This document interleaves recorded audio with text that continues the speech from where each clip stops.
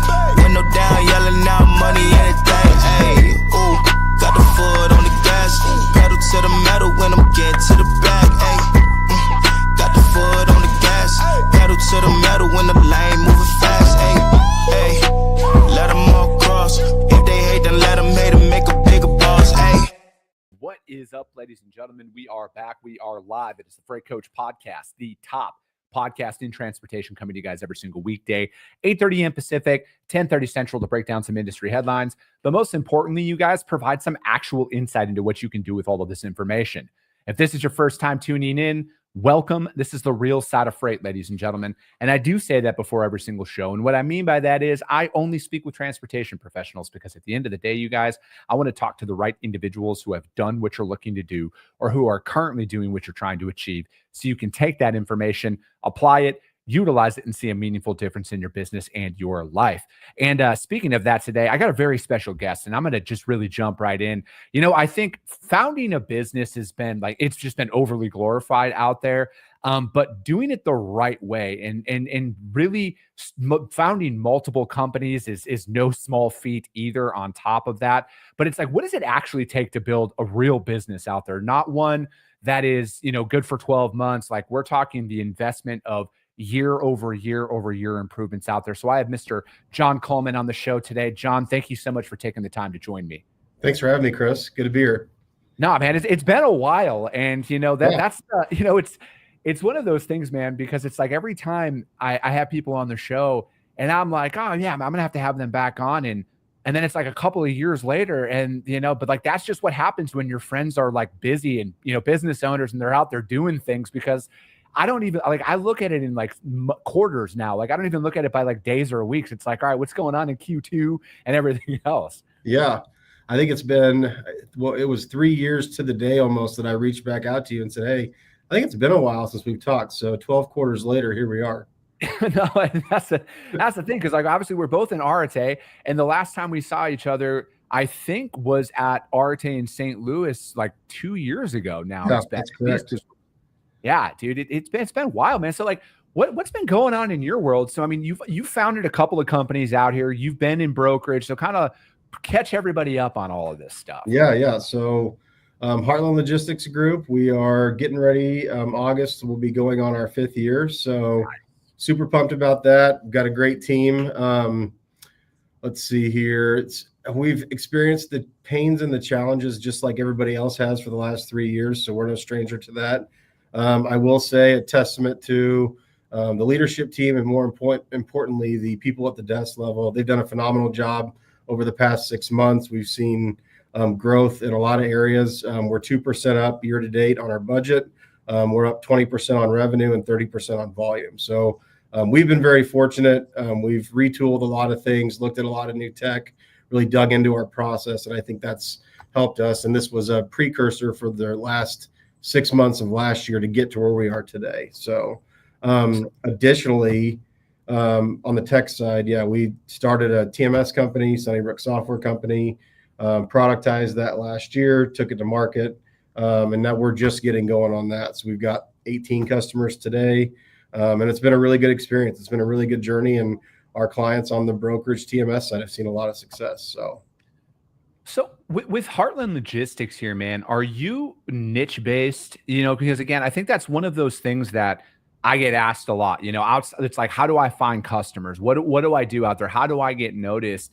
Are you guys very niche based in what you're doing out there for the most part? Or what would you recommend to people who, you know what, man, maybe they started out, maybe they're starting out as an agent, or they're starting their entire, you know, out on their own. How did you guys kind of do that? I think the biggest thing is get really good at one thing and then build off that. So I've been in freight for almost 18 years now.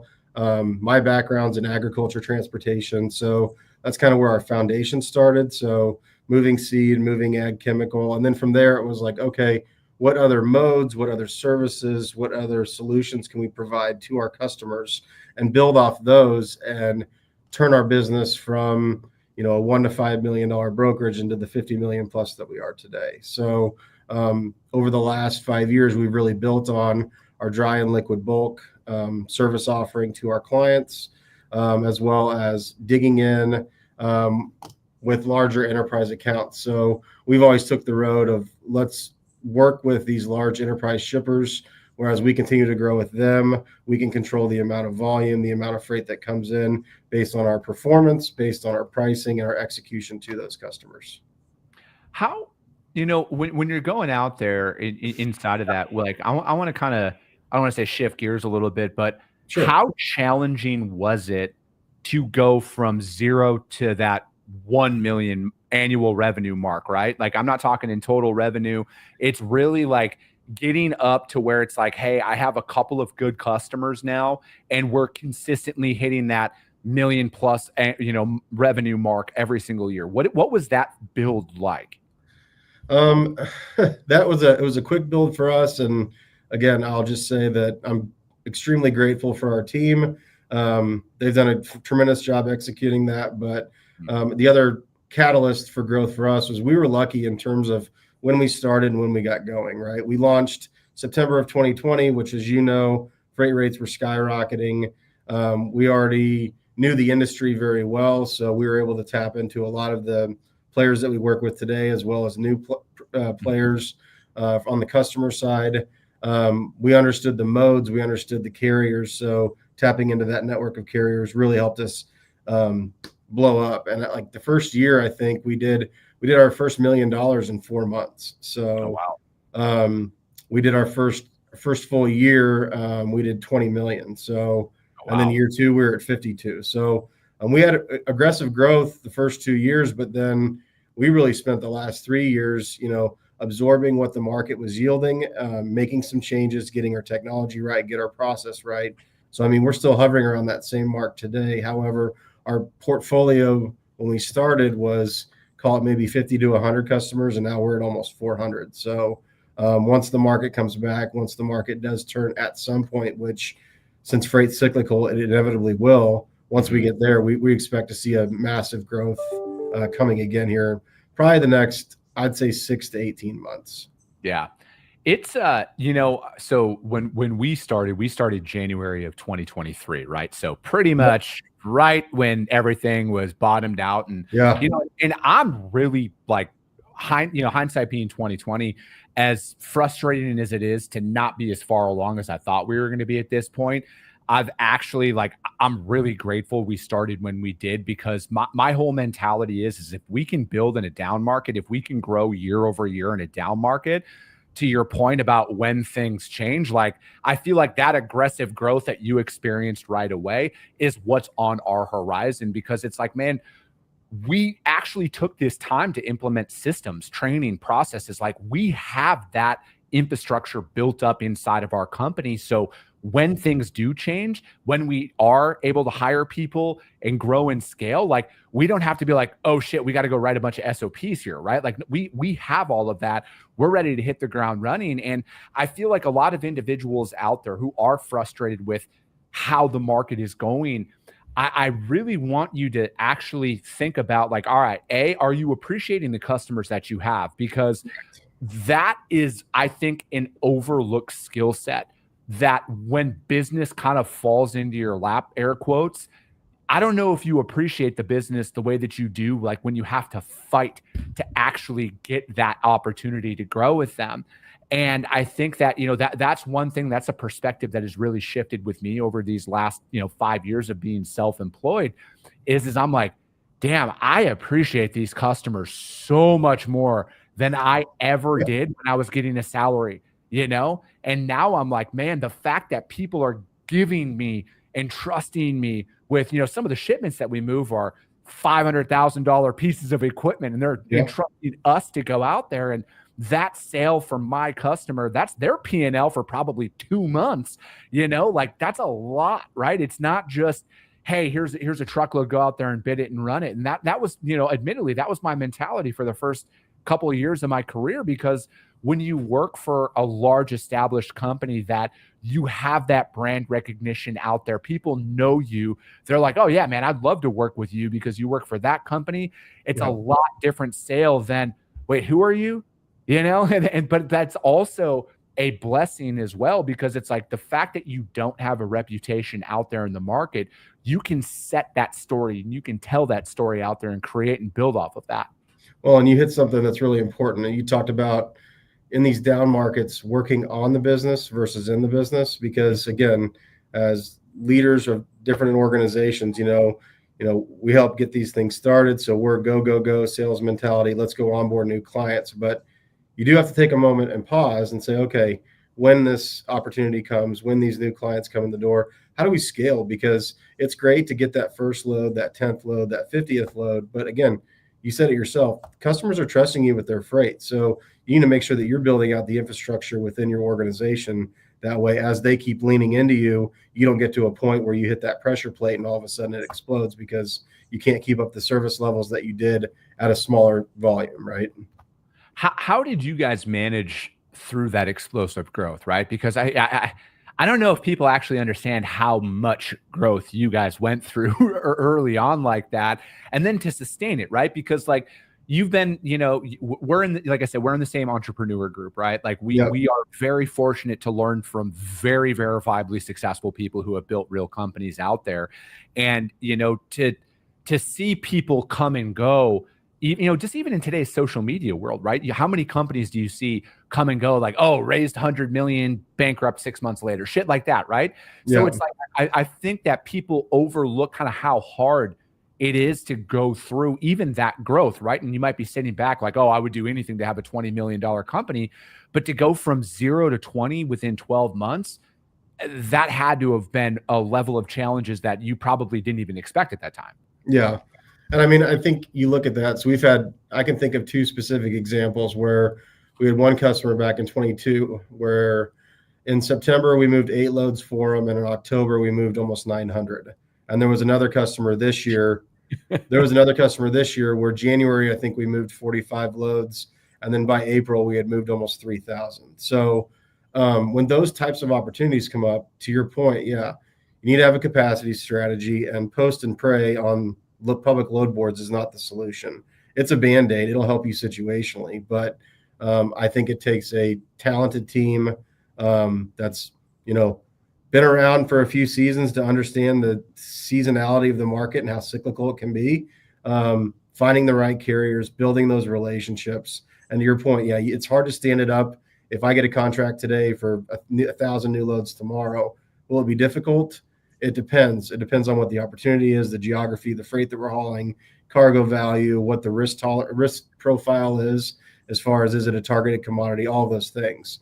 But that's one of the things where when we talk about working on the business, we build out strategies to say, hey, when these types of opportunities come, what does that roadmap look like, right? What's that runway? Do we have a 2-week runway, or do we've got a 3-month runway? So we're constantly stress testing that internally to say, okay, where's our team at? Our team today is probably at 60% capacity. This spring, we moved almost 4,500 loads in April. I mean, we were at about 70 to 80% capacity, maybe a little bit more. So I want to touch on that, but I want to kind of, for those individuals out there who are listening to this right now, and again, they're like, how do I even get a customer? Like, how would you recommend in today's market, from you've seen it, right? Like, you've been doing this for 18 years. I've been doing this for 15 years. I know things are going to inevitably shift, but like, if we're going back in there, man, what would you say to those individuals who are like, what can I do differently to stand out in a crowd right now?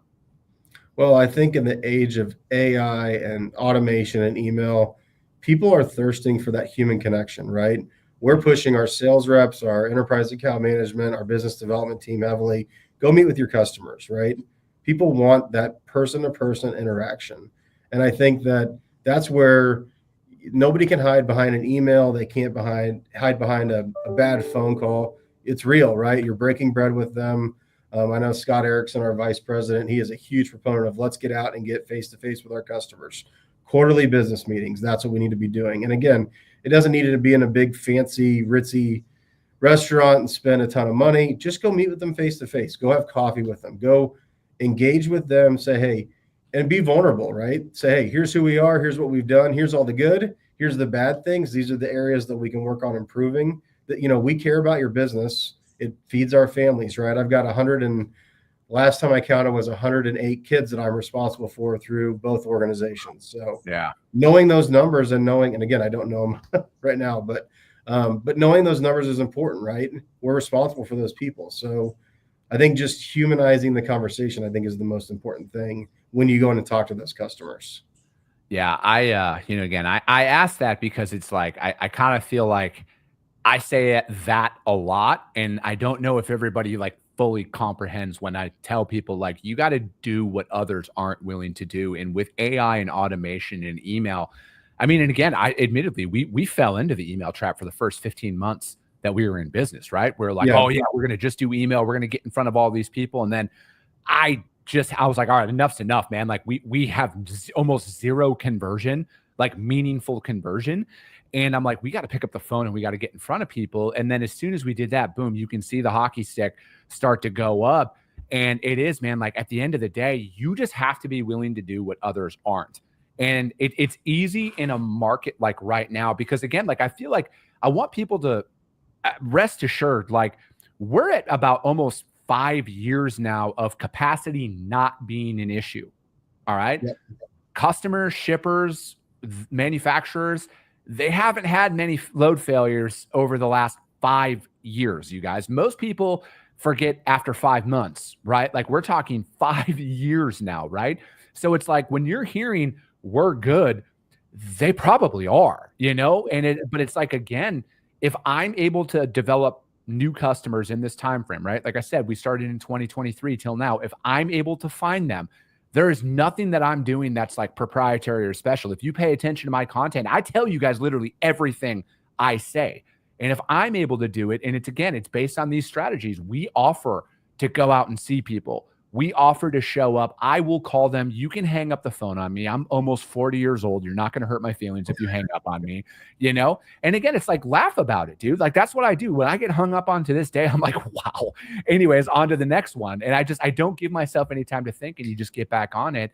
And again, like, there's no, like that, to me, like that's the secret sauce when it boils down to it. Is most people aren't willing to go and like build a sales system, make 40, 50, 60 calls a day, because you don't need to make 100 calls in a day to build a book of business, right? Like I think there is a meaningful number, and to me, it's anywhere between 40 and 50 dials a day that you need to stick with. And again, it's about the repetition. It's about showing up and doing the 40 dials when you got hung up on all of them yesterday, and then coming in the next day and doing it again and doing it again and doing it again. Because how many times have you seen, John, in business where people have that streak of like, oh, for 2 weeks I did 100 calls a day, and then they fall off the face of the map because nothing grew from there?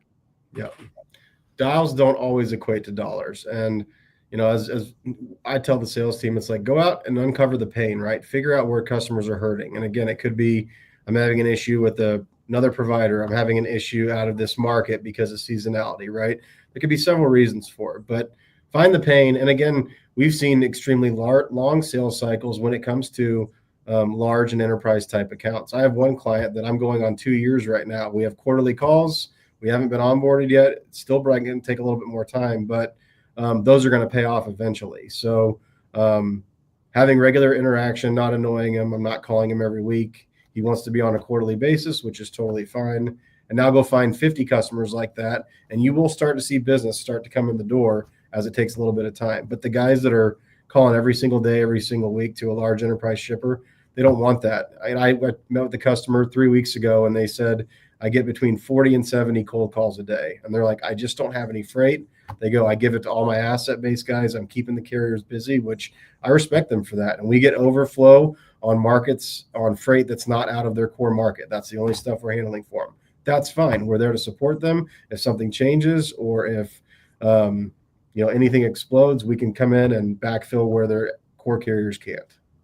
How do you balance that though, right? Like you brought up a really good point, because like one of my things, like when I actually get the decision maker on the phone for the first time, a lot of it is like, obviously they're good right now, right? My main thing is, and I always try and I will just ask them straight out, like, hey, I want to respectfully stay in front of you. I'm not going to call you tomorrow. I'm not going to call you next week. Is it all right if I follow up with you next month on a monthly basis. And I want that verbal yes from them, because like that's where the win really lies in that, because I think a lot of people also overlook where they're at in the actual sales cycle. Because just because you called somebody for the first time and you finally got them on the phone, don't word vomit, overly pitch them, right? Like to me, the overwhelming majority of my calls in a day, John, I'm trying to get them on the phone for the first time to just have them hear my voice, to have them half pay attention to what I said, to say, yeah, you can call me back. And then that's where the relationship, that's when you kind of be like, all right, how do I get you to remember me the next time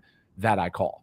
Yeah. And I think the communication mediums are very interesting because, Chris, you and I are both old school, right? We're both around 40. We rely on phone calls and emails. And it's like, what I'm actually terrified of in a good way is like this next generation of sales reps that come through, they're going to get super creative, right? They're going to be sending videos. They're going to be doing all sorts of things that we've probably not even seen yet that are going to be highly effective based on the buying demographic at these organizations as we keep moving forward into the future, right? So videos, well, I can't even think of some of the other ones, but there have been some really creative things that have come along. So yeah, but I mean, if you're going to use video, because that is a medium that I use after I call them first, I get their email, and then like I to me, it's more of like, hey, we're a real person at the end of the day. Yeah. And again, you guys, right here, this is literally all you need. Record it 20 seconds on your phone, shoot them an email, and that's that, right? Like you do not need any fancy software editing stuff. I'm fortunate I have that because like I have a media company as well, you guys. So like that's the only reason, but the majority of the content that I shoot is shot on my cell phone. This is the only time I'm using my expensive camera. Otherwise, man, I use my cell phone out there for the majority of it. And again, it's about, to me, I feel like it's sales now, John, I'd love to get your opinion on this. It's more of like proving you're an actual human being. Because there is some really good AI stuff out there, deep fake stuff that it does sound like they're a real human being on the phone. And I think you got to take those additional mediums. And that's why it's like, again, back to us both being old school. I want to show up face to face because nothing says I'm serious more than, hey, can I just come shake your hand and drop off a business card? Yeah. Nothing says that I'm serious than that, right? Because most people are not going to go through all of that effort to do all of that just to like screw somebody over, at least in my opinion. I don't know, Chris, with the world today, people go to extensive leaks to commit fraudulent activities. But to your point, yes. I mean, I think meeting customers face-to-face, sitting down for coffee, going to conferences, right? Conferences is a big deal. And, you know, we always look at it every year. Which ones are we going to attend? Which ones are we not going to attend? And everybody always just goes back to what's the ROI? How many new clients did we pick up? Well, ROI is not defined as a one definitive moment. We went to the conference, I got 9 new leads. Some of these things take a year or two to materialize. So you have to be able to attribute that ROI, not only in this year's dollars, but what about next year as well, right? I went to this conference this year, I didn't get anybody, but next year I went back, I talked to the same 6 people, and now I've got 4 new customers. So from last year, yeah, there was no ROI, but if you count this year too and combine them, yeah, we're starting to see some positive movement with this conference. We need to keep digging in. And a lot of conferences, you go to them the first time. I mean, you know, like Manifest, there's 6,000 people there. You're just going there trying to get your bearings the first year, right? It's year 2 and year 3 where you can really dig in. So again, face-to-face, show them that you're a human being, show them that you care about their business and that you want them to be just, you know, help them be successful. Dude, I couldn't agree more with that. Now, I want to shift gears here a little bit as we, as we're kind of wrapping up, and I want to talk about tech here, John, sure. Because how are you deciding what tech to invest in? Because I think that there is an automation oversaturation out there on like what is needed to develop and execute business and what is not. So you have a unique perspective because you founded a tech company. You are on that side as well. How are you deciding what is needed versus like what is wanted inside of your operation?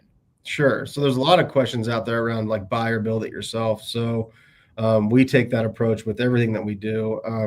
And I've got to basically wear 2 different hats as we look at it for the brokerage as well as for the TMS. I mean, on one hand, I have to make sure that the TMS has enough tools and products to support our customers' needs. I will say that like from a sourcing perspective, carrier tools are very much required within the TMS. So we're building a lot of those natively, and then we're allowing other third-party vendors that have a really good product to come in and say, hey, we're handling the compliance, we're handling the sourcing piece.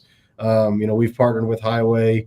We're in talks with GenLogs right now because they're a great tool platform. Carrier 411, you go down the list, as well as other onboarding tools. I mean, we're integrated with, I think, 18 other software applications today. So it's not like one. And we've even gone one step further because we realized that shippers use TMS as well. So we're integrated with Blue Yonder, E2 Open, all these other big platforms, even other brokerage platforms, because they may execute LTL freight, for example, in one, but then use ours for a truckload basis. So it's a big space. There's a ton of technology providers, but we need to remain as neutral as we possibly can, because you never know what the tech stack looks like from one brokerage to another, right? Yeah. Did that answer your question? No, absolutely. Right. And I look at it as, as somebody who's like, I'm fortunate to be with SPI as an agent, because like, dude, we have everything we need and then some to build our business up. But like at the end of the day, I feel like we're kind of at a point where there's so much that is out there. It's like, all right, what is actually required? And then on top of it, can you afford it? Right. Yeah. Because that technology is expensive. Right. And I say it all the time. You need a TMS as a broker, right? I'm talking as a broker. You need a TMS. You need a TMS that is integrated with your load boards, your carrier vetting, all of that stuff. But like, I think you need a TMS to start, right? Like, I don't think you need to pay for lead generation software right away. I think you can utilize Google. It's a great resource that's out there. But I think like there comes a point where you think you can automate your way to success, and you're overlooking what you actually should be doing out there in the market. And again, if you can afford automation, if you can afford technology, get it. It is phenomenal, but it is not required. Like, I have yet to find a prospect or a customer of ours that even asked about a tech stack, but outside of, do you have API or EDI capabilities? That is about as far and complex as it has gotten. Well, and I think as you look at all the platforms that are out there today, I mean, if you look how data and information moves from one party to the next, right? It's either going to be manual through EDI or through API. I guess the fourth realm would be through AI, where you're not pushing or pulling any data. The AI is doing that. But as you look at your platform, you want to have a system like ours is built on an API layer, so we can integrate with virtually anything that has API endpoints. So that was the foundation of how we wanted to build everything. And then we said, okay, from there, we want everything to be plug and play. We want everything to be modular, and then we can bolt on the necessary tools that we need as we continue to grow. So that's been our core strategy since day one. I love it. John, I could talk to you for another hour, man, but we both have day jobs. You got a couple of businesses to run out there, but dude, how does anybody reach out to you? Are you guys hiring? How does anybody connect with you if they just want to, chat or anything like that? Yeah, so you can reach out to me on LinkedIn, as well as we have our company page for both sunnyricksoftware.company as well as Heartland Logistics Group. I'm happy to help share, provide any knowledge I can to support your community as we all look to grow together. Perfect, John. I appreciate it. And that's going to be it for today, ladies and gentlemen. As always, if you got value in what you heard, subscribe to the show, you guys. And if you're feeling really ambitious after this one, rank the show on iTunes and Spotify, because if you see value, your network's going to see value as well. I appreciate you guys. I love you guys. And we'll be talking to you soon. We got an outro, no, John, so I need you to stick around for a second. Came back with a bang, window down, yelling out money, anything. Ayy, ooh, got the foot on the gas, pedal to the metal when I'm getting to the back. Ayy, got the foot on the gas, pedal to the metal when the lane moving fast.